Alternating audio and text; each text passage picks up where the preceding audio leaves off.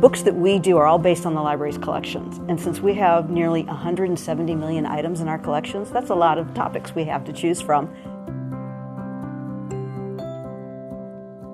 And with the exhibition then, I wrote this book, Rosa Parks in Her Own Words, as a way to show things that have not been seen about Mrs. Parks, that have not been heard, things that even her friends and family may not have been aware of.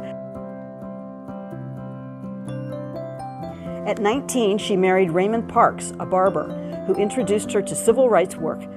And long before she refused to give up her seat on a segregated bus in Montgomery, sparking both the subsequent bus boycott and the modern civil rights movement, she served as secretary of the local branch of the NAACP. But she did so much more than take minutes. She took testimony. Mrs. Parks was essentially a criminal investigator, looking into cases no one else would, talking to victims who would speak to no one but her. She investigated everything from murders, police brutality, and rapes to a lack of school buses for black school children and business owners preventing their staff from registering to vote. To get a sense of where Rosa Parks was coming from literally, a little background is in order.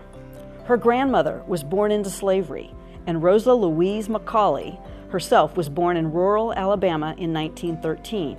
You could say she was an all-American. She had Indian, African, and European heritage. Since her childhood, she had thought deeply about segregation and racial issues. Here is her description of living with segregation. Living in the Deep South, where legally enforced racial segregation in all areas of life was like walking a tightrope across a bottomless pit. There was no solution for those of us who could not easily conform to this oppressive way of life. I would rather be lynched than live to be mistreated. When I was a little girl, not more than 10 years old, I angrily cried these words to my grandmother in answer to a severe scolding she gave me. I happened to quite casually mention that a white boy had met me in the road some days before and said he would hit me. He made a threatening gesture with his fist, and at the same time he spoke, I picked up a small piece of brick and drew back to strike him as if he should hit me. He went away without further comment. I don't know why I remembered to mention it later to Grandma when we were in the kitchen.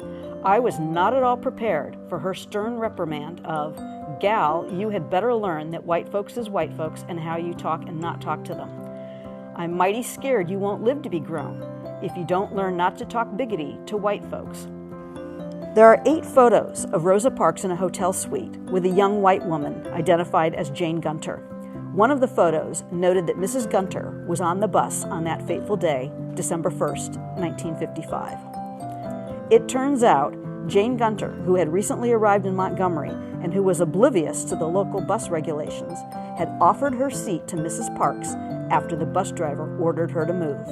It would be another 37 years before Mrs. Parks and Mrs. Gunter actually met each other. We have several handwritten drafts and copies of her will. In her living will and testament, she writes, "My funeral expenses have been paid by me to the Swanson Funeral Home, Detroit, Michigan. I request a brief funeral program at St. Matthew AME Church, where I am a member. No long speeches." That isn't what she gets. She lays in repose in Montgomery in St. Paul's AME Church, followed by lying in honor at the U.S. Capitol building. The first woman granted that tribute. And back in Detroit, instead of a brief funeral program with no long speeches, she received a 7-hour victory celebration of life at the 4,000-seat Greater Grace Temple Church, attended by former U.S. presidents, members of Congress, and more than 100 honorary pallbearers.